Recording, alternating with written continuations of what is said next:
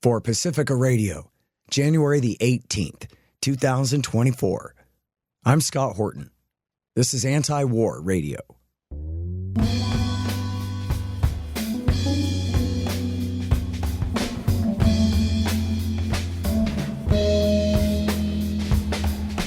All right, y'all, welcome to the show.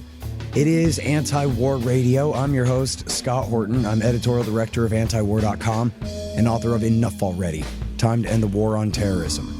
You can find my full interview archive, as of today, 6,000 of them now, going back to 2003, at scotthorton.org, at youtube.com/Scott Horton Show, all your favorite podcatchers and video sites and things. And you can follow me on Twitter, if you dare, at Scott Horton Show. All right, and I'm happy to welcome back to the show Tim Shorrock. He is the author of the book Spies for Hire and is a real expert on American Korea policy. You can follow him on patreon.com, where he has a brand new post that just went up, Beyond Utopia, another false narrative about Korea. Welcome back to the show. How you doing, Tim? I'm doing well, thanks, Scott. Well, I'm very happy to have you back on the show, and I'm grateful that I have you to rely on. A friend sent me this article by a guy named Carlin that I don't know, but I know you do. But it was co-authored by Siegfried Hecker. And I don't know him, but I know about him. I know he's the guy that was allowed to go and tour the Yongbyon nuclear reactor in North Korea in, I believe, 2004. And is widely considered, and I believe by you as well, to be the West's foremost expert on North Korea's nuclear weapons program, and very successful one, apparently, according to his latest piece here. They estimate that they have as many as 50 atom bombs now in there. I don't know if that's really right. The previous estimate I had heard was a couple of dozen, which is still more than enough. But quite alarmingly, Tim, they say in this article, I guess essentially while everybody's looking at Eastern Europe and the Middle East, the North Koreans have completely scrapped their previous doctrine going back to the grandfather and the end of the Cold War that we want to try to cozy up to the United States. And that policy has now failed so abjectly that they have now completely abandoned it. They are now turning toward China and Russia, and they're preparing for war, even nuclear war with South Korea, Japan, and the United States right now. And I don't know, man. Joe Biden's in charge, so I'm expecting the worst. I know that Biden is absolutely as intransigent as Obama and W. Bush before him on this issue, unlike Bill Clinton and who I hate to give credit for anything, but he did, and Donald Trump did try to do something here. But so I wonder, first and foremost, can you talk to me about that? Do you agree with them that right now in North Korea, there is a major revolution in their foreign policy doctrine against the United States and toward violent conflict? No, I don't agree with their analysis. I think there's some accuracy in it. I think they really miss how much the U.S. under Biden and also Trump have escalated the situation vis-a-vis North Korea. But let's just, start with what you just reviewed there. The situation on the Korean Peninsula is very tense, worse than it's been for years, in part because the attempt by President Trump and former South Korean President Moon Jae-in to make the peace with North Korea failed because, there was an agreement on the table in 2019 between Trump and Kim Jong-un, under which the North Korean side would have shut down about 80% of its nuclear facilities, and they wanted the United States in return to end some of the sanctions, the most recent sanctions that were imposed on them in 2017 and 2018. And that was rejected by Trump and his, national security team. And since then, relations have plummeted. And they came very close to an agreement, and I think we look at that period, the tensions were really reduced, and there was South and North Korea had some very important military agreements themselves of de-escalation at the border on the DMZ.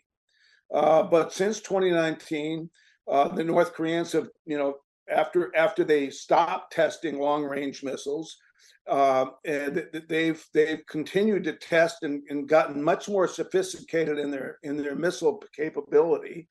They have not tested another nuclear weapon, and I must say that although they, this number that they claim, Hecker claims about the number of nuclear weapons they have, sounds pretty high, but they have yet to put a nuclear weapon on a missile and have that, be tested.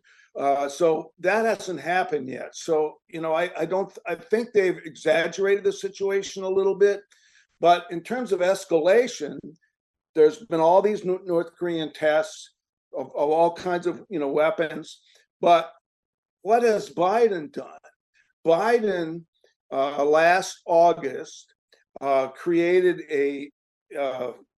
with the right-wing leaders of South Korea and Japan, a trilateral alliance linking the three militaries together in an unprecedented kind of alliance. And this didn't get much attention here. But, it's the first time since Korea was colonized that one part of Korea is linked formally militarily with the Japanese military, Japan being their former colonizer, right? And of course, the combination of the US, South Korean, and Japanese military is very powerful. And North Korea has always feared an attack by the US. And so they see this as a very formidable alliance arrayed against them. And it wasn't long after this three-way agreement was reached that Kim Jong-un traveled to Russia to meet with Putin and, toured his missile and weapons facilities in the Pacific part of Russia. And of course, the foreign minister for North Korea is in Moscow now, I believe, or she was there this week. So there's been this gradual escalation, and, the escalation on the US side is pretty big. I mean, for the first time ever, they send a B-52 that are capable of dropping, nuclear weapons. They actually landed it in South Korea. And then they've had these trilateral military practices, military drills with the South Korean and Japanese military. And so, this is an escalation. And I think the authors of that piece, as knowledgeable as they are, have sort of de-emphasized the U.S. escalation and only focused on the North Korean. And I think that's a mistake. Yeah. Well, I'm with you there. And, in fact, I'd like to go back and talk all about the American side of this, even going back further, if you like, because, of course, America is the world empire, and also we're Americans. And so it's incumbent upon us, sort of, whatever. It's our responsibility to talk about our government's negative role in all of this and their refusal to negotiate when they could have.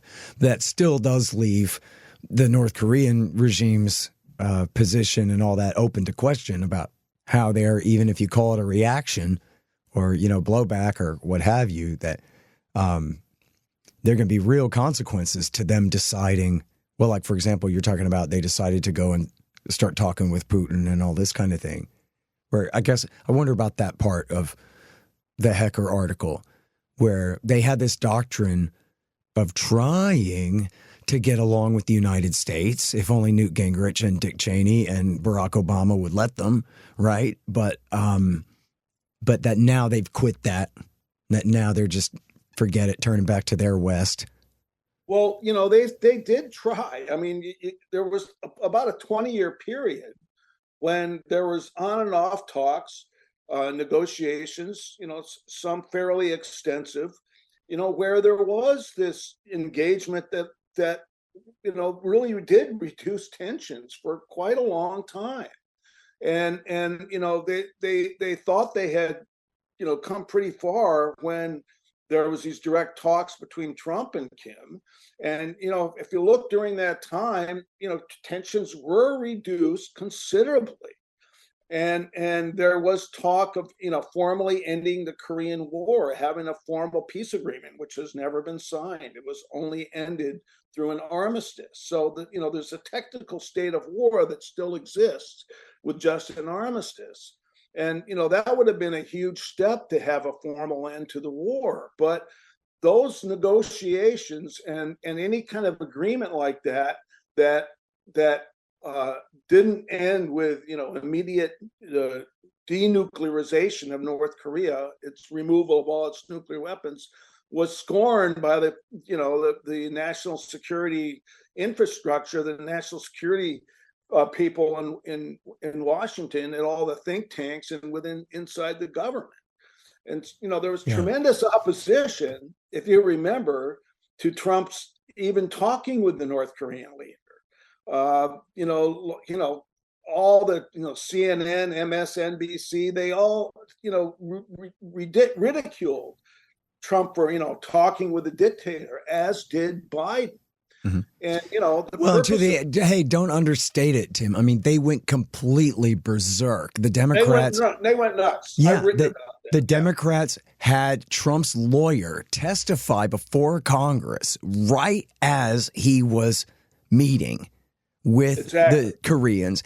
And they had this narrative, if people will remember, the narrative was that, that crafty Kim, he's just going to walk all over Trump. And if Trump makes any agreement of any kind here, the narrative is set that what has happened is that wily Korean completely manipulated and walked all over that idiot Trump just in case he made a deal to say essentially whatever, he's doing Putin's bidding or whatever it was.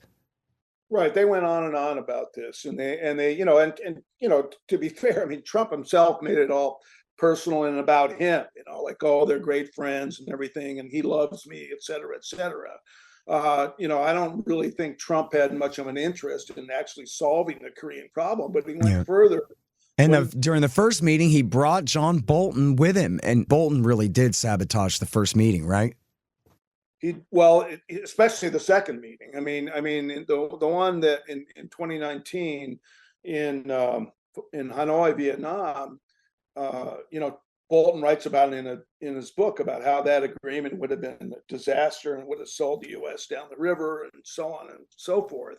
Oh, that's the one I was calling the first. It would have been a significant agreement if they had gone there. And of course, this was strongly desired by the South Korean government at the time and the Korean people. Since then, moon after moon, Korean presidents only serve one term, 5-year terms. Since then, an extreme right winger was elected in a very narrow margin. This guy Yoon, and he's also very pro-Japanese. And the agreement, this trilateral agreement that he reached with Biden and Kishida of Japan, he basically sold out, Korean interests, by saying, Japan did not ever have to pay for the war crimes they committed in terms of like using slave labor and these so-called comfort women during World War II. He let them off the hook completely. And, when I was in Korea last April, people in South Korea were really angry at Yoon government, which is very unpopular.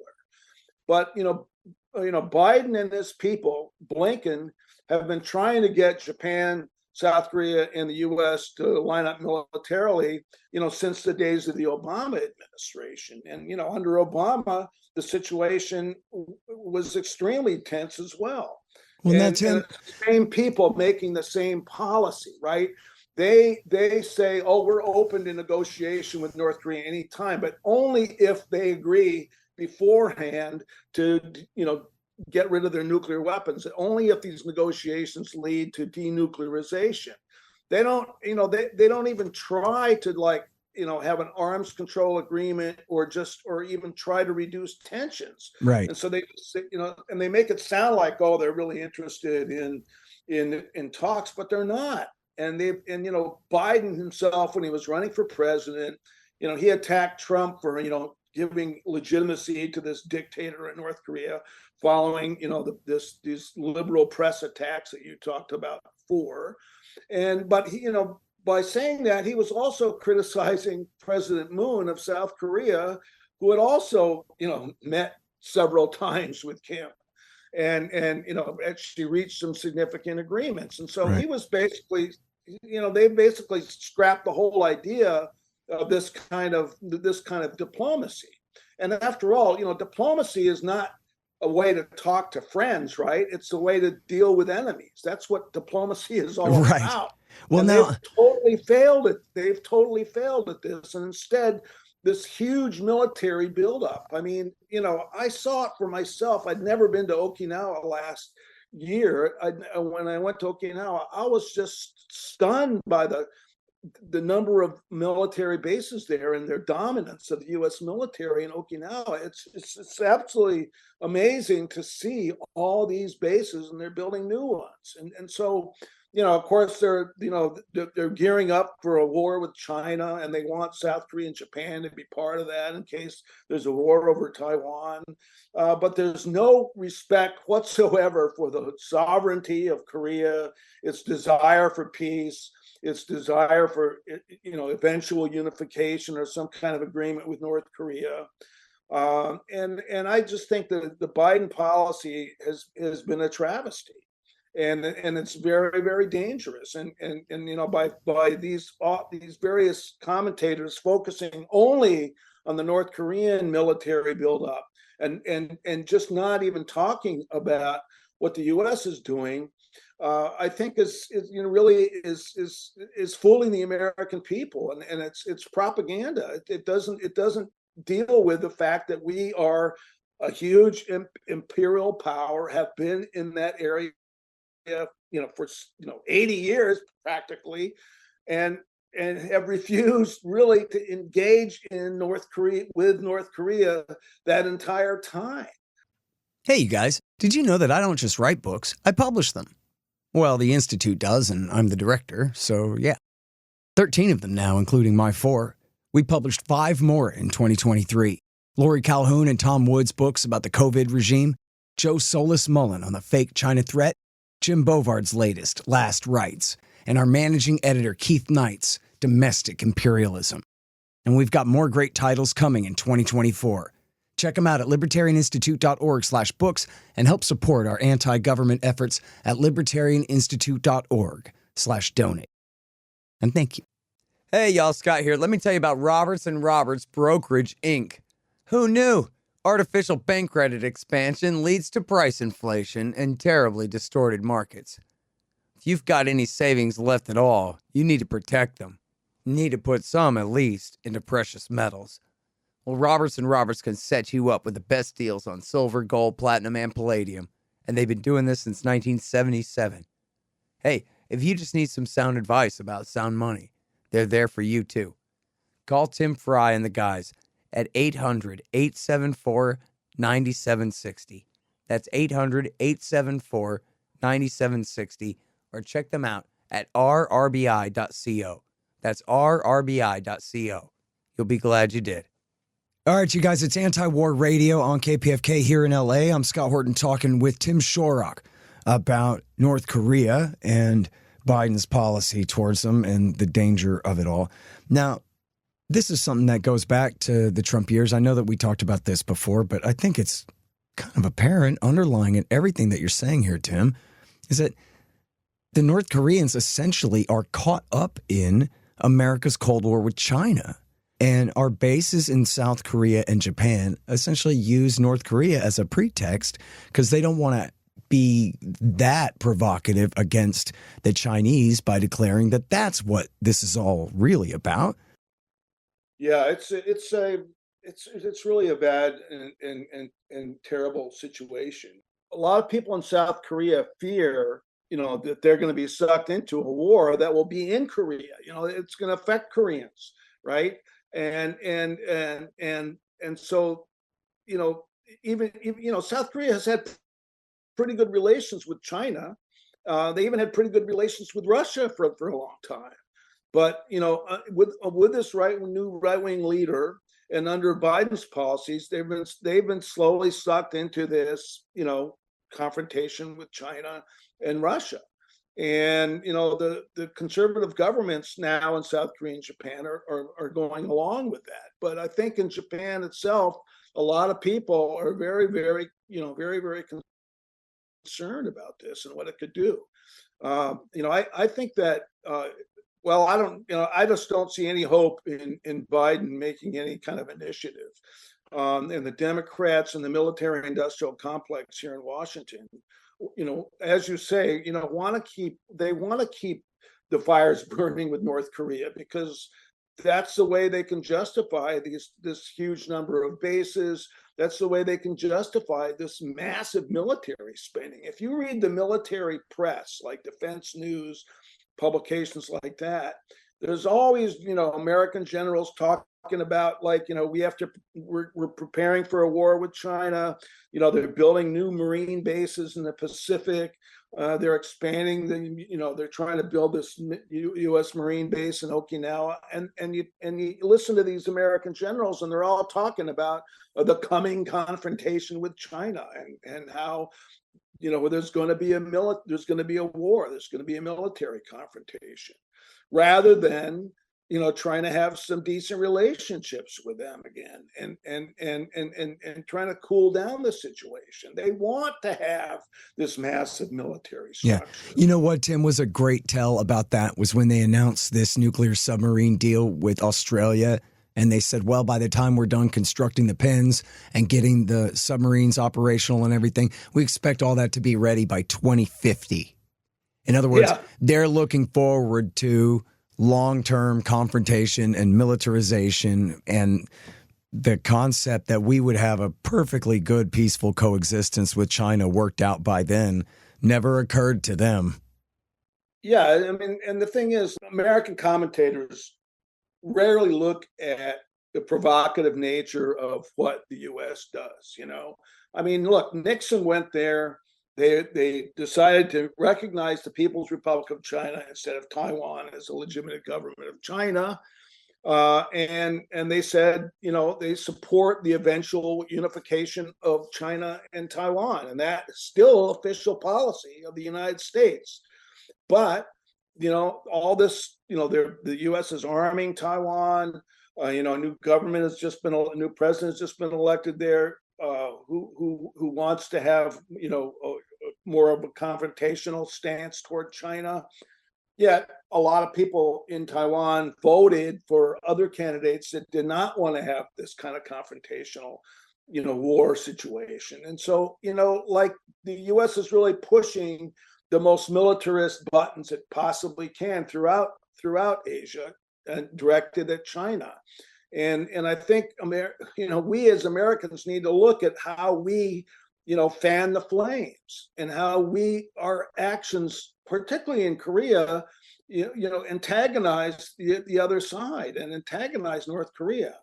And actually the one sort of big change in North Korean policy on Korea itself is that, in the last couple of weeks, Kim Jong-un has been talking about they no longer support the peaceful unification of North and South, and they see South Korea as an enemy, and they don't want to, they're gonna abandon their governmental agencies that deal with relations with the South.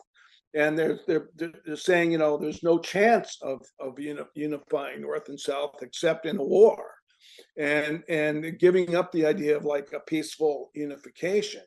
And actually, that itself is quite a change. But I think they're looking at South Korea under this new government of Yoon, and what he has been saying, and how he's been attacking his predecessors for even engaging with North Korea. And they're saying, well, they've made a turn too. They've signed this military alliance with Japan, so they are acting like an enemy. And so they've responded to that. I mean, this is not meant as a excuse for anything North Korea does, but you have to look at it through their eyes to understand their actions and what they say. And I think actually when I was in South Korea last year, and I met with some people I'd known for many years and known back to the 80s who'd been very active in the democratic movement in the 80s when it was still a dictatorship in South Korea. This one friend of mine said, he no longer supports, a unification. He just wants to see a free and open Korea where there's North and South Korea, but there's no foreign troops in Korea. There's no foreign troops in North Korea. There's only foreign troops in South Korea. He would like to see a situation where, they coexist as two different countries, but people can travel back and forth and, visit their families or, visit the South, visit the North. He doesn't want to have necessarily a unified Korea, but they want to have a peaceful Korea where people can actually travel and go to the other country. Well, now, Tim, we're running short on time here, but it's really worth emphasizing, I think, the danger of conflict here because, as you said, they have not proven that they have been able to marry a nuclear warhead to a missile, but they have launched a missile, at least one, high enough that all the mathematicians say that even though its trajectory was different, it could have reached D.C., and I read a report, I don't know if it's true, but at least there's rumors that they're testing hypersonic missiles as well. And they are. And okay, so maybe China's helping them with that or not, I don't know. So I mean, and they do have, and this is all W. Bush's fault from 2002, him and John Bolton, the axis of evil speech, the sanctions, the withdrawal from the agreed framework over the lie of the secret uranium enrichment program, the adding them to the nuclear posture review, and all of that is what provoked them into withdrawing from the NPT and their safeguards agreement with the IAEA and embarking on this nuclear weapons program at that time. And they have tested a few, and I believe the last test included an attempted boost with tritium, which is sort of a half-assed H-bomb. So there's real danger here in war, and I guess this is where I thought Hecker may have something, that the Americans think that if they just threaten everyone enough, they'll just get their way. But that keeps not working out for them. And in this case, they're talking about a small, weak country that they imagine they can push around, but that is sitting on a pile, even if it's just 24. They're sitting on at least 24 atom bombs. And that's enough to kill a lot of people in South Korea and Japan, including a lot of Americans. And it's really important, like you just said, to go back to the origins of that. Until Bush turned his back on engagement with North Korea, you remember President Clinton signed that agreement where they actually shut down their nuclear facilities for nearly 10 years. And he was very, very close to an agreement of almost, basically normalizing relations with North Korea and ending the enmity, ending the war. And when Bush came in, he said, "No, we're not going to do that. We're going to turn away from that." And he basically ripped up the agreement that Clinton signed. And of course, the North Koreans saw that as, why should they trust the U.S. anymore? And by 2006, they did not have a nuclear bomb until Bush threatened them and refused to talk to them and canceled those talks. 2006, that's when the bomb went off in North Korea. They didn't have it until then. So, it's important to look back at that history and understand that, how disastrous that refusal to negotiate was. And Obama basically just did nothing for 8 years, right? Just held them at arm's length and endorsed six-party talks that never took place. And then that was just it, right? While the whole time they're adding to their atom bomb stockpile and improving their missiles. Well, and they did this, huge, there was stories about, the NSA penetrating its, military control system and nuclear control system. And they were trying to, attack it, electronically, basically, and mess it all up internally. And they did that, and then that was war in another form. I mean, he was went on the offensive against North Korea, and with the same people that are running Biden's policy now. I mean, Biden was part of that. He was vice president, right? And Tony Blinken was the deputy national security advisor, and his current. Jake Sullivan was also a key aide to Hillary Clinton at that time. Right. They've been carrying out this hard line for quite a long time. And I'm sorry, Tim, it's just not fair how fast time flies. We're out of time. And gotta go. Okay, thanks a lot, Scott. Thank you so much, everybody. That is Tim Shorrock. His book is called Spies for Hire, about the military contractors working for the national security state. Very important stuff. And he has spent a lot of his life over there in Korea, is a real expert. I'll encourage you to look at his Patreon, The Shorrock Files. He has a brand new one called Beyond Utopia, another false narrative about North Korea. Hey, thanks very much again for your time, Tim. Thanks, Scott. All right, you guys, and that's it for Antiwar Radio for today. I'm Scott Horton. Check out the full interview archive, 6,000 of them now, going back to 2003, at scotthorton.org and at youtube.com/Scott Horton Show. Follow me on Twitter, at Scott Horton Show. And I'm here every Thursday from 2:30 to 3 on KPFK, 90.7 FM in LA. See you next week.